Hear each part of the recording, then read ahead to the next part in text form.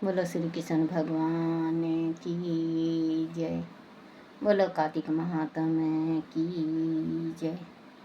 कार्तिक महात्म का 11वां अध्याय।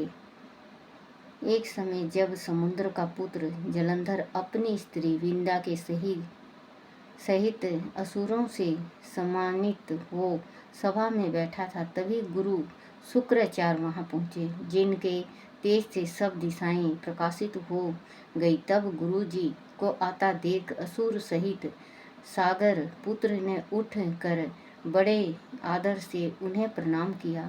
तेज समय गुरु जी ने सबको आशीर्वाद दिया, फिर उनको एक दीप आसन पर बैठाकर सब देते भी यथा स्थान पर बैठ गए और सागर पुत्र ने नम्रता से वह प्रश्न किया, हे गुरुजी, राहु का सिर किसने काटा था? पर हमें यह बतलाइए था आप हमें यह बतलाइए। इस पर श्री शुक्राचार्य जी ने विरोचन पुत्र हिरण्यकशिपु और उसके धर्मात्मा पुत्र का परिचय देकर देवताओं और असुरों द्वारा समुद्र मंथन की सापेक्ष में एक कथा कहकर वह बतलाया कि जब समुद्र से अमृत निकला तो उसे देव रूप बनकर राहु भी पीने बैठ गया। इस पर इंद्र के पक्षपति भगवान विष्णु ने राहु का सिर काट डाला। यह सुनने के साथ ही जलंधर के नेत्र लाल हो गए।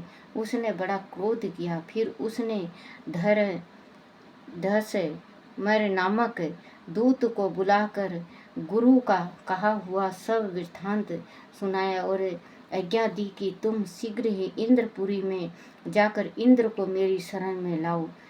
धसमर जलंधर का बड़ा निपुण दूत था। वह शीघ्र ही इंद्र की सुधर्मा नामक सभा में जा पहुंचा और उसने जलंधर के शब्दों में कहा, हे देवता धाम, तुमने समुद्र को क्यों मथा और मेरे पिता के सब रत्नों समुद्रों को क्यों मथा और मेरे पिता के सब रत्नों को क्यों ले लिया है? ऐसा कह के तुमने अच्छा नहीं किया।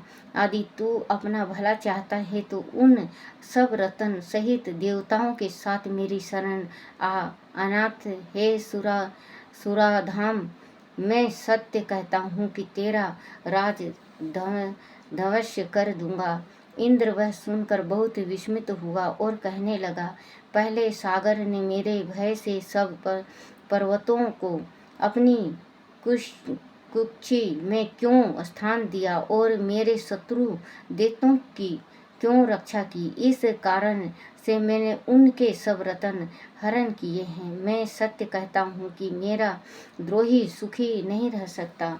इंद्र की बात सुनकर वह दूत शीघ्र ही जलंधर के पास आया और सब बातें उसे कह सुनाई, जिसे सुनते ही वह दैत्य क्रोध के मारे अपने होठ को काटने लगा और देवताओं को जीतने के लिए उसने युद्ध आरंभ किया। फिर तो सब दिशाओं तथा पतालों से सैकड़ों दैत्य उनके पास पहुंच गए। शुंभ निशुंभ पतियों को साथ लेकर जलंधर इंद्र से युद्ध करने लगा। शीघ्र ही इंद्र के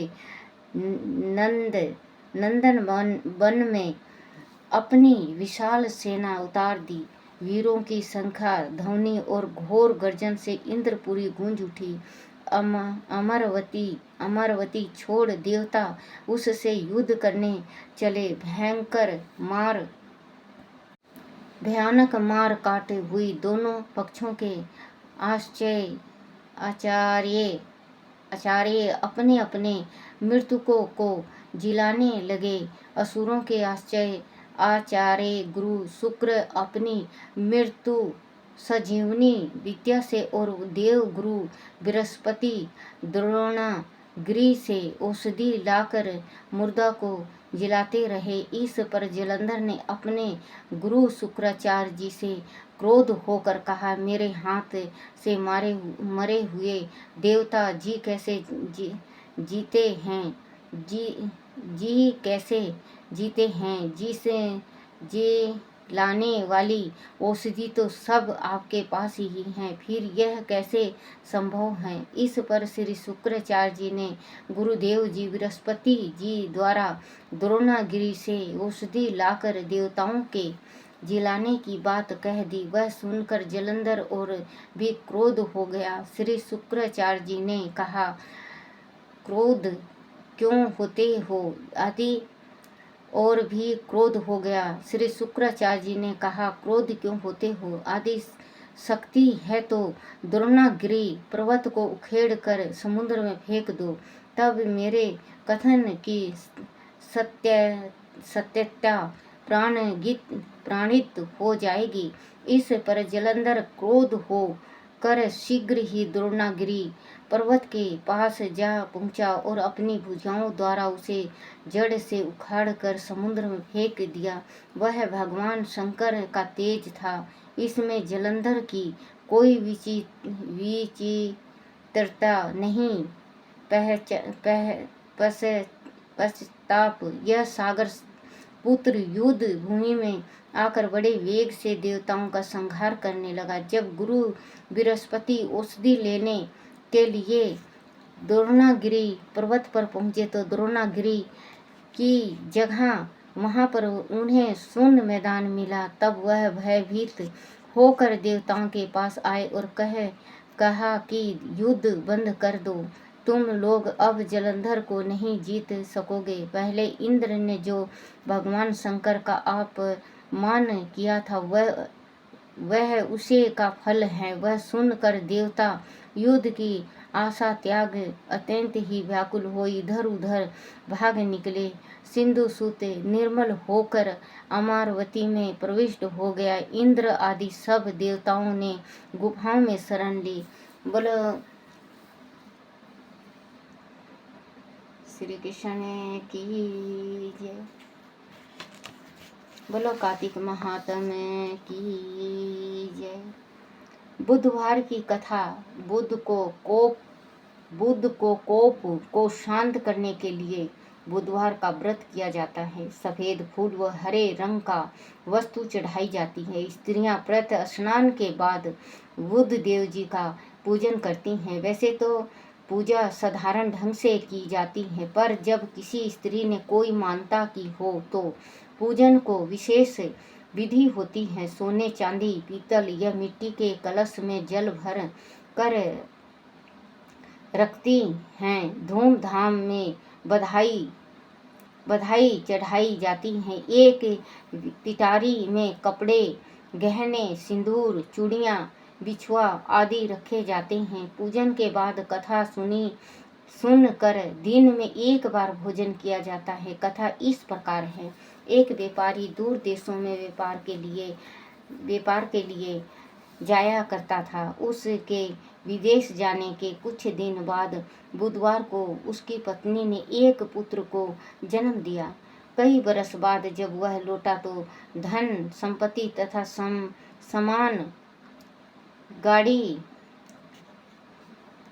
सामान से लदी उसकी गाड़ी दल में फंस गई।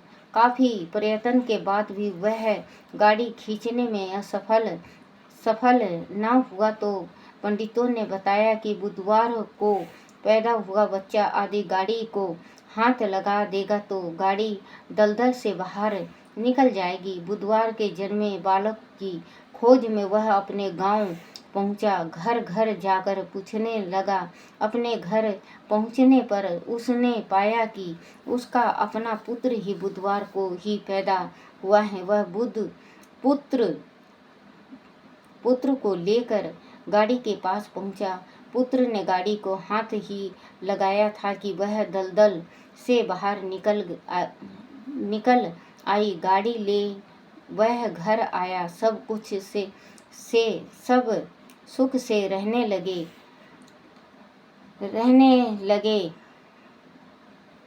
वह लड़का भी बड़ा योग्य होनहार बुद्धिमान निकला। तभी से सभी स्त्रियां उसी प्रकार का पुत्र प्राप्त करने के लिए बुद्ध देवी का पूजन व्रत करती हैं।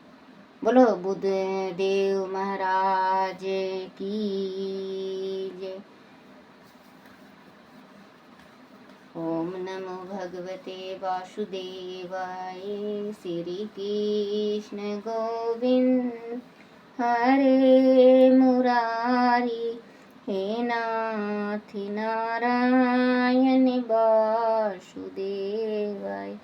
श्री कृष्ण गोविंद हरे मुरारी, हे नाथ नारायण वासुदेवाय। बोलो श्री कृष्ण भगवान की जय।